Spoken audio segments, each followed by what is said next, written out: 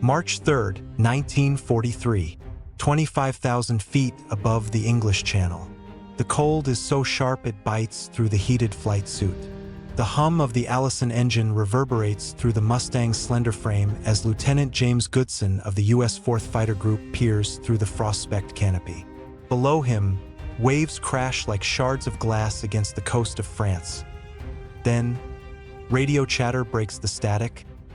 "Bandits! 10 o'clock high." The Mustang's bank hard left. Silver wings flash against a gray sky. But within seconds, it's clear the P-51 as Allison engine is straining. German Messerschmitt Bf 109s dive in from above, their Daimler-Benz engines roaring effortlessly in the thin air. Goodson pushes the throttle, but the Mustang's power fades at altitude. The 109 streaks past, cannons flashing. He feels the plane shudder, instruments flicker. He curses under his breath. She can't breathe up here. The Allison engine wasn't built for high-altitude war, not for the skies over Europe where the Luftwaffe ruled the upper air. The P-51 had beauty, grace, but no lungs for the fight. It's in that frustration, thousands of feet above the channel, that the story of the P-51 Mustang's transformation truly begins. The Mustang had been born not in America's great factories, but out of Britain's desperation. In April 1940, as the Luftwaffe battered Europe, the British Purchasing Commission approached North American aviation with an urgent request: build them a new fighter fast. James H.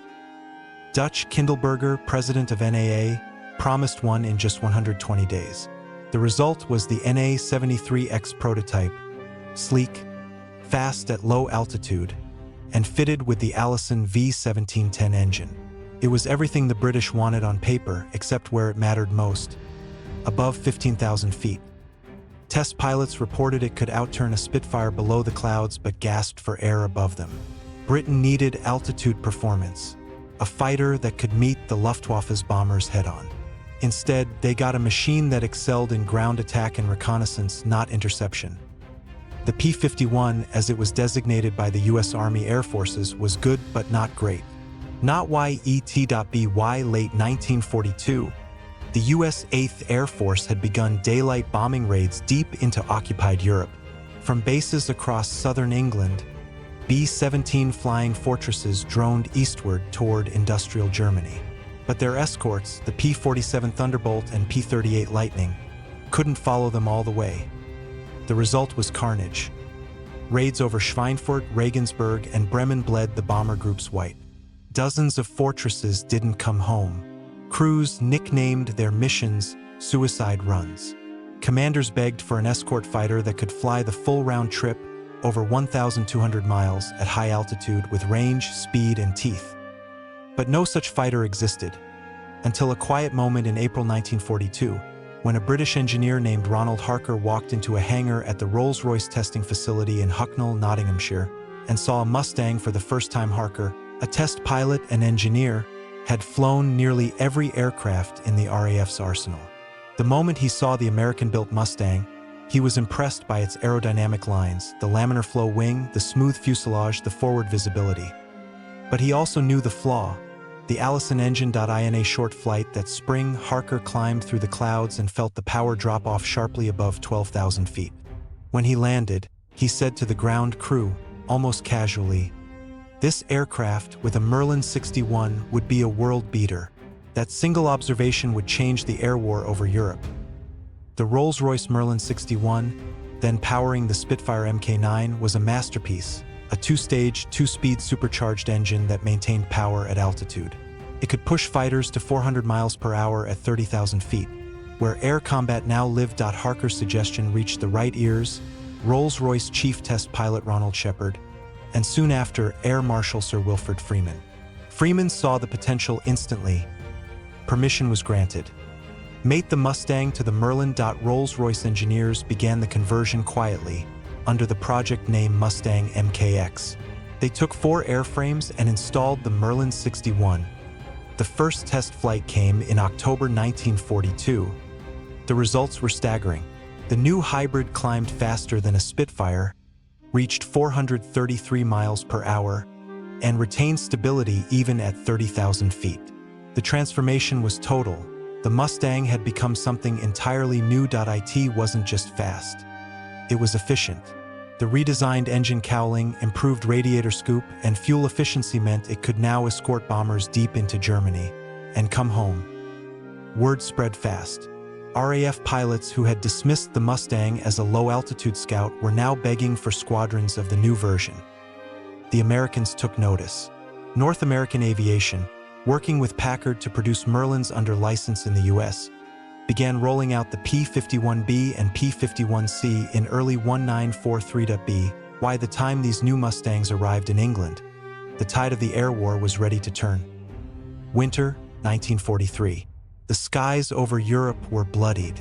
American bomber crews still flew without full escort, suffering 20 to 30% losses on long-range raids. But when the first Merlin-powered P-51BS of the 354th Fighter Group arrived at Boxted Airfield, everything changed. The Mustangs soared alongside the bombers and then beyond them. Their range, speed, and high-altitude performance shocked the Luftwaffe. German pilots, once confident at altitude, now found silver-winged predators sweeping down from above. By December, bomber losses dropped. Luftwaffe kills rose. And for the first time, Allied pilots were escorting their formations all the way to Berlin and back. The fighter that had once gasped for air was now the hunter of the heavens. The P-51 Mustang, reborn through a single engineer's insight, became more than a fighter. It became a symbol of transatlantic collaboration. British engineering, American innovation, and industrial might fused into a weapon that broke the Luftwaffe's back. By mid-1944, Allied air dominance was absolute. When the bombers came, the Mustangs came with them. Diving from the sun, guns blazing, their engines singing the sound of victory. Ronald Harker's quiet remark had become prophecy. And the Mustang, once dismissed as average, now ruled the skies as the deadliest fighter of World War II.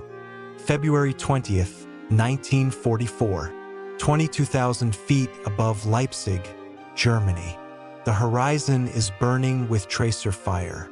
Below, hundreds of B-17 flying fortresses crawl eastward through freezing air, their wings shimmering in the morning sun. To their flanks, a new kind of escort soars, the P-51B Mustang, its Merlin engine humming with predatory calm. From the lead ship, Lieutenant Colonel Donald Blakesley of the 4th Fighter Group glances at his fuel gauge. Still half a tank. He smiles. The Mustangs can go the distance. Stay with the bombers. No one breaks off unless they're on fire. He radios. The order echoes through the sky. For the first time, the Americans can fight their way to Germany and back. Operation Argument, later called Big Week, began that February, a coordinated bombing assault on the German aircraft industry. The Luftwaffe had rebuilt after devastating losses in 1943, but its factories at Leipzig, Regensburg, and Augsburg were still vulnerable. Before the Mustang, such raids were suicide. B-17s and B-24s, once past the Rhine, were easy prey for Jägerschwader 26, 27, and 300 elite German fighter wings flying Messerschmitt Bf-109s and Focke-Wulf 190s. But on this day, the tables turned. The Mustangs roared in first, climbing high above the bomber stream. At 30,000 feet, they caught the sun. German radar picked them up, but too late. Achtung! English Jaeger. Ganz neue Typen. Attention! English fighters. Entirely new type. The Luftwaffe pilots dove in, expecting sluggish American escorts. Instead, they met the P-51. The dogfights that followed were unlike anything the Germans had seen. Captain James H. Howard, flying solo after his group scattered, fought off 30 German fighters to defend a formation of B-17s. For that single act, he would later receive the Medal of Honor by the end of Big Week. The Luftwaffe had lost over 500 fighters and 100 irreplaceable pilots. The air over Germany was no longer safe, not even for Germans. Spring 1944, the Luftwaffe, once the terror of Europe, was bleeding to death in its own skies. At bases like Leisten, Debden, and Boxted, Mustang pilots sharpened their craft. They called themselves the Little Friends, the bomber's constant guardians. But now, with the Luftwaffe on the defensive, their orders changed. Take the fight to the enemy.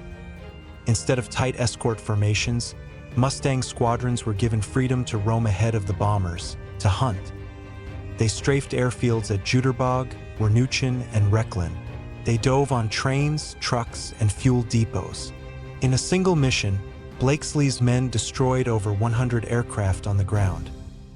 The German ace Adolf Galland, once confident of air superiority, later admitted, "When the Mustangs appeared over Berlin, we knew the war was lost."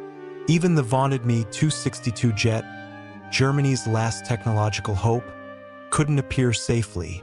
The Mustangs ambushed them during takeoff and landing. The hunter had become prey. Behind every Mustang kill was a man with a story. Major George Preddy, flying Cripes a Mighty, became America's top-scoring Mustang ace with 26.83 aerial victories. Chuck Yeager, a young West Virginian, shot down 5 enemy fighters in a single day, an ace-in-a-day record, before later breaking the sound barrier after the war. Robin Olds, later a Vietnam War hero, began his legend in a P-51 called Scat-2. They were ordinary men in extraordinary machines. The Merlin's whine became the anthem of their courage. But behind their heroics was the relentless machinery of Allied production. Factories in California, Texas, and Michigan churned out P-51DS with bubble canopies, 6.50 caliber guns, and external drop tanks for even greater range. WWII mid-1944, the Mustang was no longer a novelty, it was a storm.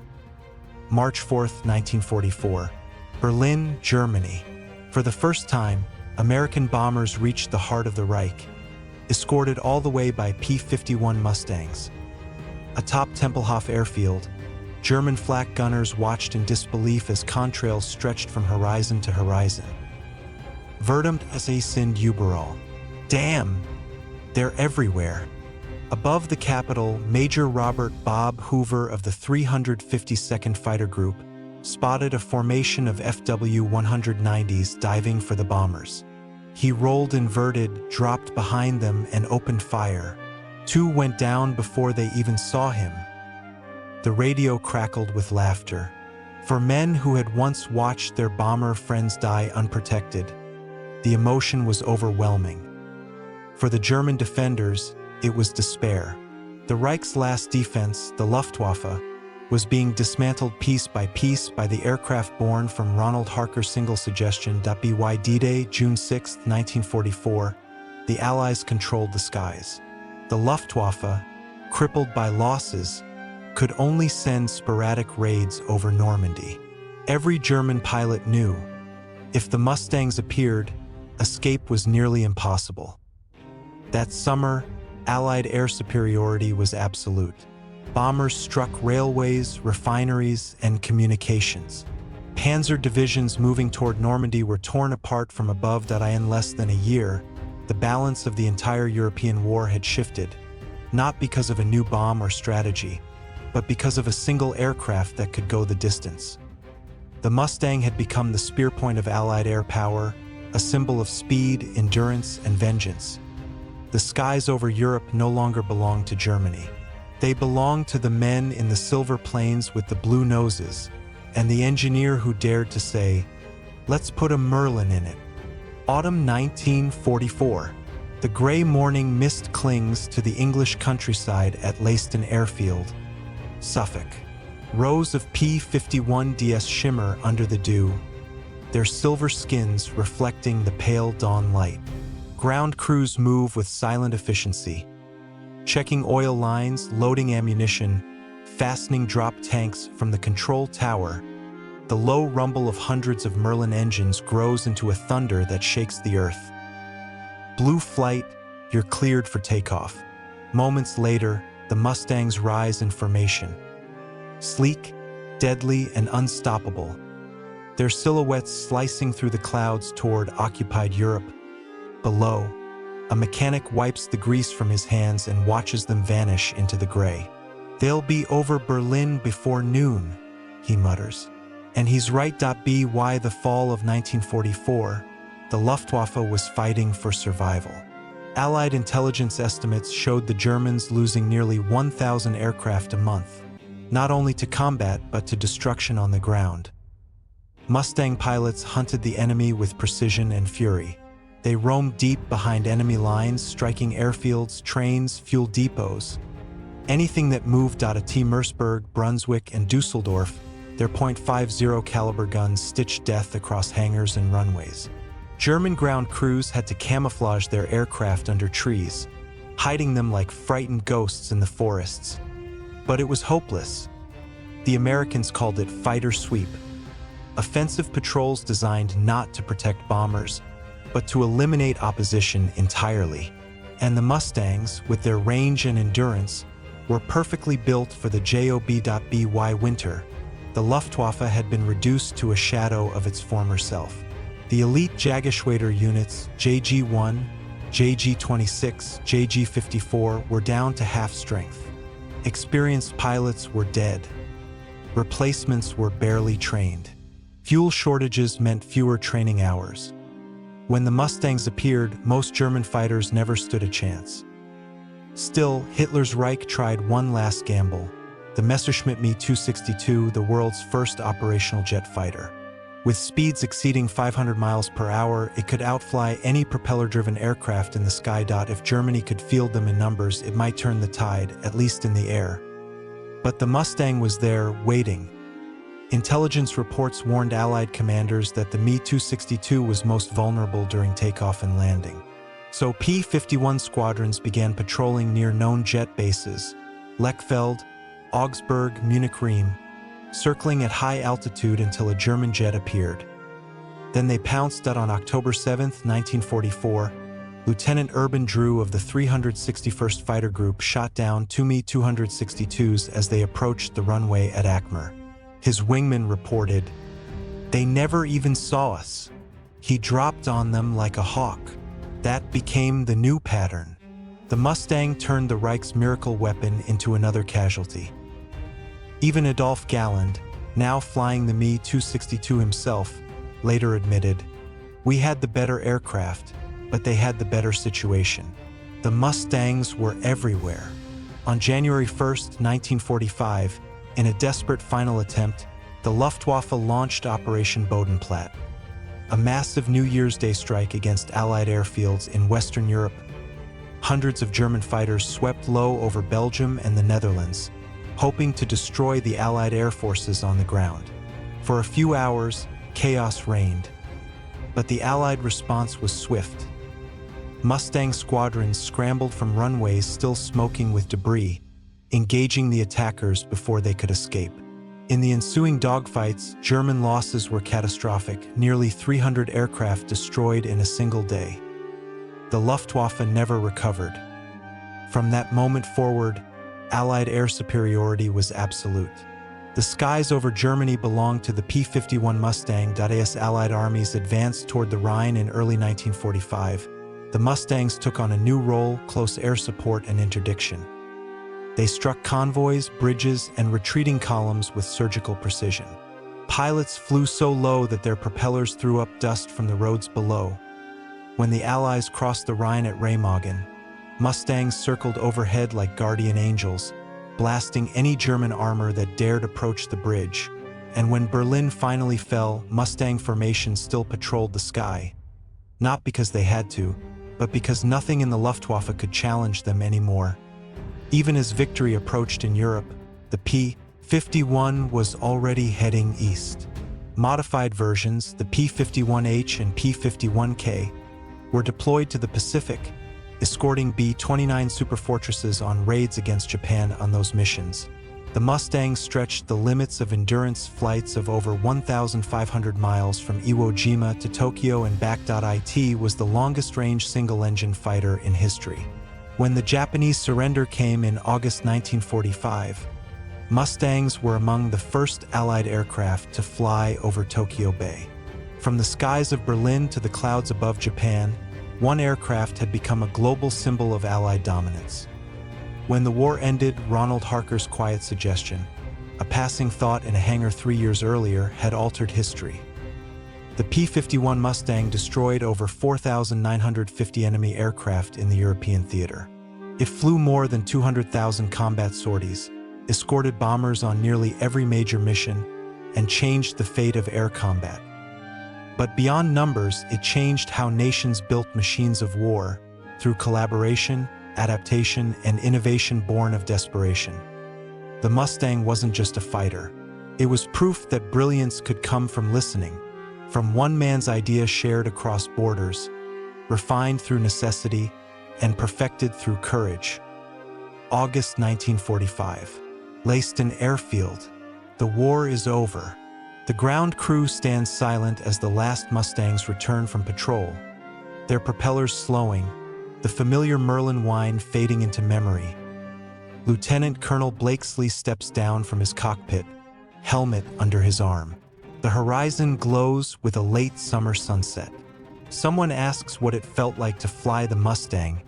He looks up, eyes distant. "It felt," he says, "like freedom." The camera pans up, the contrails fading into gold. The sound of the Merlin engine lingers one last time, a whisper of victory echoing across the skies that once belonged to no one, until the Mustang arrived.